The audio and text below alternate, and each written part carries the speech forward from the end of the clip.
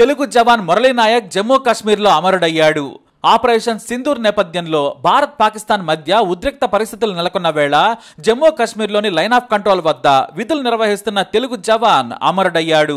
మురళీ నాయక్ స్వస్థలం సత్యసాయి జిల్లా పెనుగొండ నియోజకవర్గం గోరంట్ల మండలంలోని గడ్డంతండా పంచాయతీ కళ్లితండ గ్రామం. మురళీ నాయక్ వీరమరణం చెందిన వార్త ఆయన కుటుంబ సభ్యులకు చేరగానే కళ్లితాండలో రోదనలు మిన్నంటాయి, విషాద ఛాయలు అలుముకున్నాయి. ఒకగానొక్క బిడ్డ లేడని ఆ తల్లి ఆ వార్త వినగానే కన్నీరు మున్నీరైంది. ఆమెను ఓదార్చడం ఎవరి కాలేదు. సరిహద్దుల్లో దేశమాత కోసం పోరాడుతూ నేల కొరిగాడు. మారుమూల తండాలో నిరుపేద కుటుంబంలో పుట్టాడు మురళీ నాయక్. వయసు 25 సంవత్సరాలు. చిన్నతనం నుంచే సైన్యంలో చేరాలని కోరిక. అదే మక్కువతో కష్టపడి ఆర్మీలో చేరాడు. కొద్ది రోజులుగా జమ్మూ కాశ్మీర్ సరిహద్దుల్లో సేవలందిస్తూ ఉన్నాడు. అంతకుముందు పంజాబ్ లో పనిచేశాడు. మురళీ నాయక్ తల్లిదండ్రులు శ్రీరామ్ నాయక్, తల్లి జ్యోతిబాయ్. మురళికి చిన్నతనం నుంచి దేశభక్తి ఎక్కువ. అందుకే ముందు రైల్వేలో ఉద్యోగం వచ్చినా కూడా అది వదిలిపెట్టి ఆర్మీలో కావాలని చేరి వెళ్లాడు. 2022 డిసెంబర్లో గుంటూరులో జరిగిన ఎంపిక ప్రక్రియలో అగ్నివీరుగా సెలెక్ట్ అయ్యాడు. తొలుత పంజాబ్, అస్సాంలో పనిచేసినట్లు తండ్రి శ్రీరామ్ నాయక్ చెప్పుకొచ్చారు. 2.5 సర్వీస్ పూర్తి కావడంతో మరో ఏడాదిన్నరలో అగ్రిమెంట్ పూర్తి చేసుకుని వస్తాడని కలలు కంటున్నారు తల్లిదండ్రులు. 2026 నవంబర్లో అగ్రిమెంట్ పూర్తవుతుంది. కానీ ఈ లోపే వీరమరణం పొందాడు. మురళి వీరమరణం గురించి తెలిసి దుఃఖ సాగరంలో మునిగిపోయారు తల్లిదండ్రులు. తండాలో విషాద ఛాయలు అలుముకున్నాయి. ఒక్కగానొక్క బిడ్డ. తల్లిదండ్రులిద్దరూ కూడా దినసరి కూలీలు. ఈ తల్లిదండ్రులు తమ ఏకైక కుమారుడిని ఉన్నత స్థాయిలో చూడాలని ఆశించారు. ఇందుకోసం ఎన్ని కష్టాలకైనా సిద్ధమై పనుల కోసం ముంబై కూడా వెళ్లారు. అక్కడ తండ్రి భవన నిర్మాణ కార్మికుడిగా పనిచేస్తూ ఉండగా తల్లి ఇళ్లలో పనిచేస్తూ ఉండేది. మురళిని నాగనాయని చెరువు తండాలో అమ్మమ్మ దగ్గర ఉంచి చదివించారు.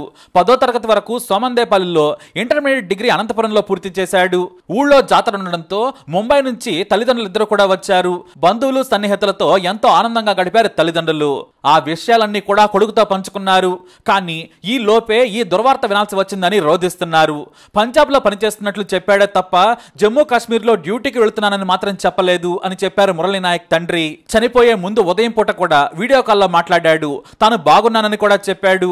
మేం ఎలా ఉన్నామని అడిగాడు. అంతలోనే ఈ వార్త వచ్చింది. మే 8వ తేదీ అర్ధరాత్రి పూటే అమరుడయ్యాడు మురళీ నాయక్. అయితే ఈ విషయాన్ని ఆర్మీ అధికారులు మురళీ నాయక్ తల్లిదండ్రులకు చేరవేయాల్సి వచ్చింది. మురళి ఇంటికి ఫోన్ చేశారు ఆర్మీ అధికారులు. ఫోన్ మురళీ నాయక్ తల్లి లిఫ్ట్ చేసింది.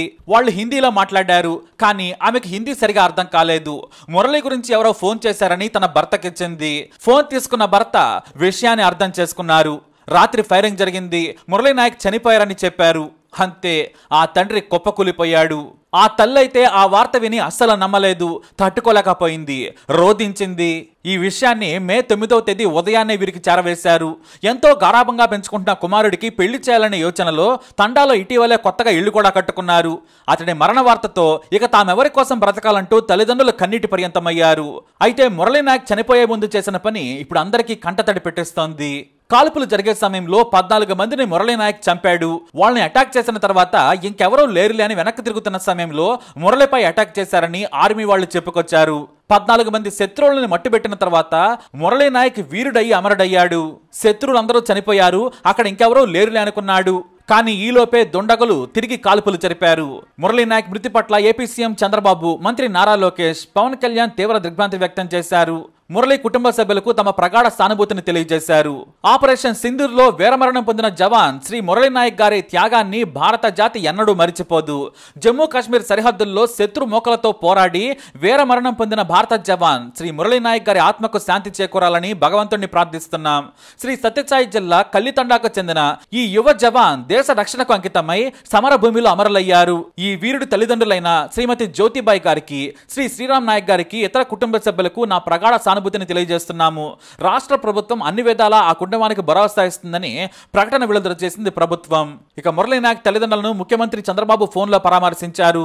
25 ఏళ్ల వయసులోనే దేశం కోసం అమరుడైన మురళీ కుటుంబానికి రాష్ట్ర ప్రభుత్వం అండగా ఉంటుందని సీఎం తెలిపారు. వీర జవాన్ మురళీ తల్లిదండ్రుల ఆవేదన తీర్చలేనిదైనా కూడా ధైర్యంగా ఉండాలని ముఖ్యమంత్రి కోరారు. అలాగే మాజీ ముఖ్యమంత్రి వైఎస్ జగన్మోహన్ రెడ్డి ఫోన్లో పరామర్శించారు. తల్లిదండ్రులను ధైర్యంగా ఉండాలని కోరారు. అలాగే మంత్రి సవిత కూడా తల్లిదండ్రులను ఓదార్చారు. మురళీ నాయక్ తల్లిదండ్రులకు మంత్రి సవిత 5 లక్షల చెక్కు కూడా అందజేశారు. కేంద్ర రాష్ట్ర ప్రభుత్వాలు ఆదుకుంటాయని భరోసా కూడా ఇచ్చారు. అలాగే తండ్రి శ్రీరామ్ నాయక్ కోరిక మేరకు యువతకు స్ఫూర్తినిచ్చేలా తండాలోని వారి సొంత పొలంలో విగ్రహం కూడా ఏర్పాటు చేస్తామని తెలియజేశారు. ఇక మురళీ నాయక్ భౌతిక కాయం శనివారం వారి గ్రామానికి చేరుకోనుంది. అంత్యక్రియలు ఆదివారం కళ్లి తండాలో నిర్వహించడానికి అధికారులు ఏర్పాట్లు చేశారు. ఈ కార్యక్రమంలో డిప్యూటీ సీఎం పవన్ కళ్యాణ్, మంత్రి నారా లోకేష్, ఇతర నేతలు పాల్గొనున్నారు. మరి వీర మరణం పొంది అమరుడైన మురళీ నాయక్ కి సెల్యూట్ చేద్దాం. జై జవాన్, జై హింద్. మురళీ నాయక్ మా అక్క కొడుకు, మా మేనల్లుడు. తనకి చిన్నప్పటి నుంచి చదువు ఫస్ట్ స్టాండర్డ్ నుంచి ఆర్మీ ఉద్యోగం వచ్చేంత వరకు మేము బాగా సహకరించాము. ముందుగా నా ముందు నిలబడినటువంటి TV9 సంస్థకు, NTV సంస్థకు, అలాగే TV5 మీ అందరికీ నా హృదయపూర్వక నమస్కారం తెలియజేసుకుంటున్నాను. తను జమ్మూ కాశ్మీర్ బార్డర్లో ఉద్యోగం చేస్తున్నాడు. తనకు మొదటిగా ఉద్యోగం వచ్చినప్పుడు నాసిక్లో తను ట్రైనింగ్ తీసుకున్నాడు 6 months. నాసిక్లో ట్రైనింగ్ అయిన తర్వాత అస్సాంకి జాబ్ పోస్టింగ్ ఇచ్చారనమాట. అస్సాంలో 1 year జాబ్ చేశాడు. ఆ అస్సాంలో 1 year జాబ్ చేసిన తర్వాత మళ్ళా పంజాబ్కి ట్రాన్స్ఫర్ చేశారనమాట. పంజాబ్లో జాబ్ చేస్తూ మొన్న అంటే 2 days బ్యాక్ జమ్మూ కాశ్మీర్ బార్డర్కి అక్కడ వెళ్ళాలి అని తను మాకు ఫోన్ చేసి చెప్పాడు. నిన్న కూడా మాతో బాగానే మాట్లాడాడు.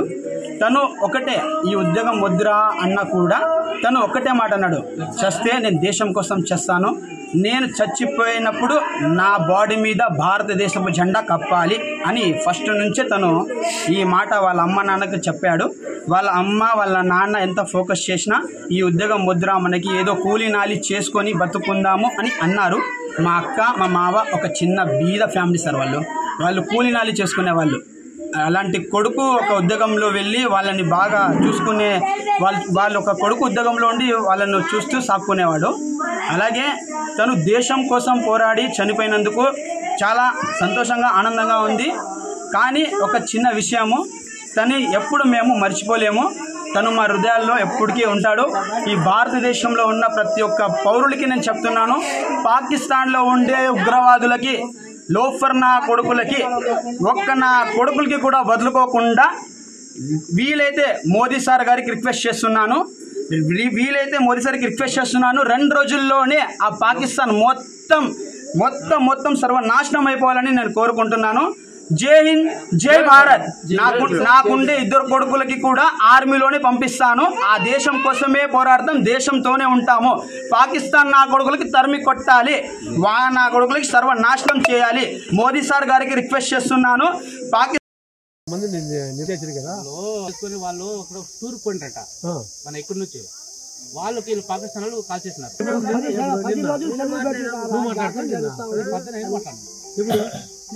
8:30కే పొద్దున్న మాట్లాడా.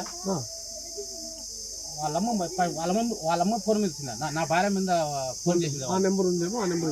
చేస్తే ఇందులో మాట్లాడితే నా భార్య సరిగా అర్థం కాలే. మళ్ళీ నాకు ఇచ్చా, మురళి గురించి మాట్లాడుతున్నారు చూడని నేను మాట్లాడితే, सर कौन बोले, हिंदी में बोले सर कौन, आप कौन है, मुरली का मुरली नायक कौन है, सर मेरा लड़का है। अच्छा, थोड़ा टाइम रुक गया बात करने में।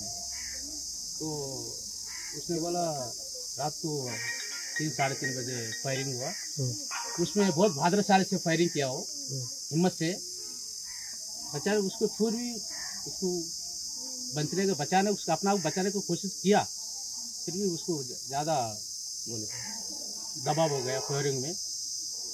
उसमें तुम्हारे लड़का को गोली लग गई।